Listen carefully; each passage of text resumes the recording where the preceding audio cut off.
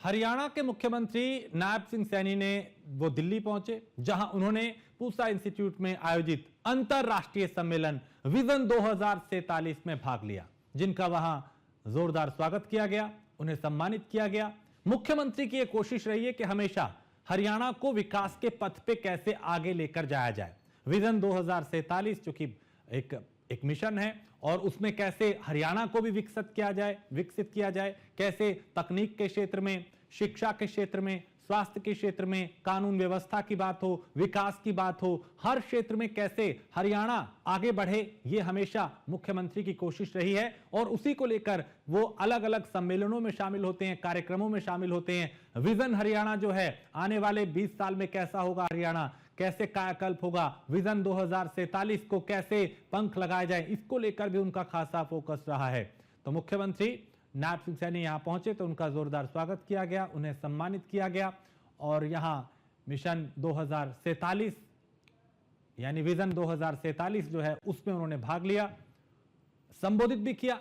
अपने संबोधन में कई बातों का जिक्र किया, बदलते और बढ़ते हरियाणा की बात की, विकसित हरियाणा की बात की।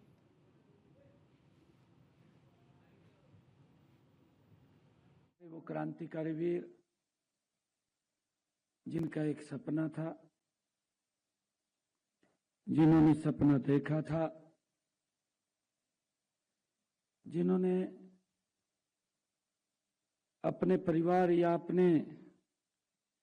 लिए नहीं देखा था, जिनका सपना था कि मेरा भारत ये स्वतंत्र हो। आदरणीय मोदी जी ने ये संकल्प लिया है कि उनके सपनों का भारत, जब ये भारत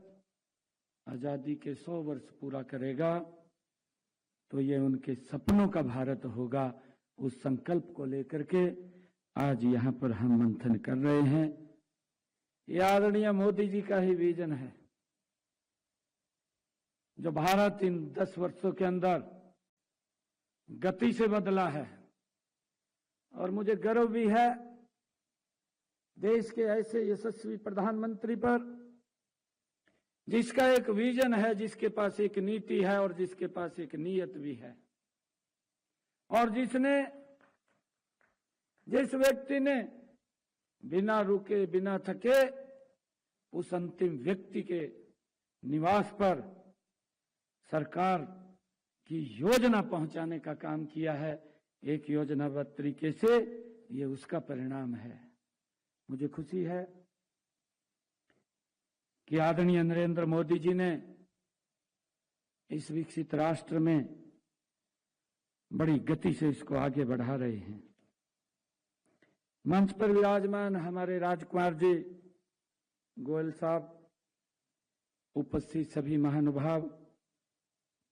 जो हमारे विजन 2047 समृद्ध एवं महान भारत,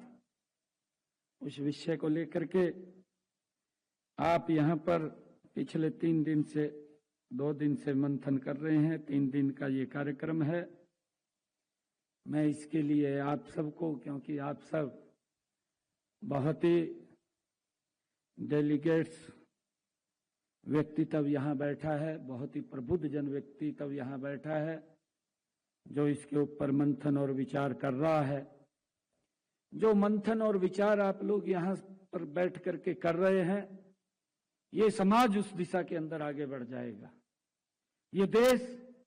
गति से उस दिशा में बढ़ जाएगा। जब आपका विचार, आपका मंथन जब बैठ करके यहाँ चर्चा कर रहे हैं और उसका परिणाम निकलेगा, तो ये विकसित राष्ट्र गति से आदरणीय मोदी जी के उस सपने को पूरा कर देगा जो उन्होंने इस देश को विकसित महान राष्ट्र, समृद्ध राष्ट्र बनाने का लिया है। मुझे खुशी है कि इस अंतर्राष्ट्रीय सम्मेलन में मैं आप सबके बीच आकर के मुझे अत्यंत खुशी भी हो रही है, गर्व भी हो रहा है और आप सबके बीच में पा करके मैं अपने आप को गौरवान्वित भी महसूस कर रहा हूं। मुझे ये भी खुशी है कि इस वैश्विक मंच पर मुझे हरियाणा जैसे प्रगतिशील और गतिशील राज्य का प्रतिनिधित्व करने का भी वो सौभाग्य मिला है। मैं इस सम्मेलन के आयोजक के लिए स्वदेशी शोध संस्थान, जिन्होंने बड़ी मेहनत से और लगातार इस विजन को आगे बढ़ाते हैं, और भारतीय कृषि अनुसंधान परिषद और इनके साथ हमारे कुरुक्षेत्र विश्वविद्यालय और चौधरी चरण सिंह हरियाणा कृषि विश्वविद्यालय, इंदिरा गांधी जनजातीय विश्वविद्यालय और यूनिवर्सिटी ऑफ एग्डर नॉर्वे का भी मैं धन्यवाद करता हूं, जो सामूहिक मिलकर के इस प्रयास को, इस विजन को आगे बढ़ाने का काम कर रहे हैं। मुझे ये खुशी है कि यह सम्मेलन न केवल एक वैचारिक मंच है, बल्कि यह हम सबकी साझी आकांक्षाओं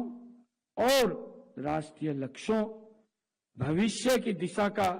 निर्धारण करने का एक प्रेरक अवसर भी है।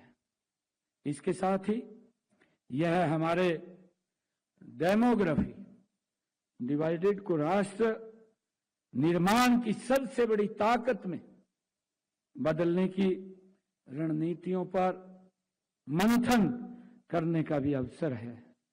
मुझे खुशी है कि आज मुझे जिस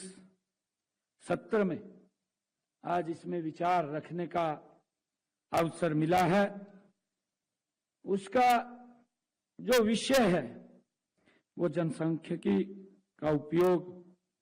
और रोजगार के लिए रणनीतियां, बड़ा ही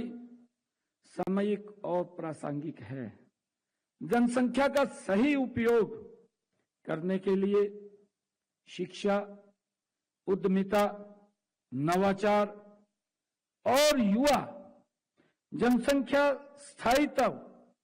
कारगर उपकरण है। मुझे ये खुशी है आप लोगों के बीच में बताते हुए कि वर्ष 2047 की कल्पना कीजिए कि जिस समय भारत अपनी आजादी का 100वां वर्ष मना रहा होगा, उसकी 100वीं वर्षगांठ मना रहा होगा, यह वह अवसर होगा जब हम सिर्फ अपनी आजादी का उत्सव नहीं मनाएंगे, बल्कि यह मूल्यांकन भी करेंगे कि हमने उस आजादी का उपयोग किस दिशा में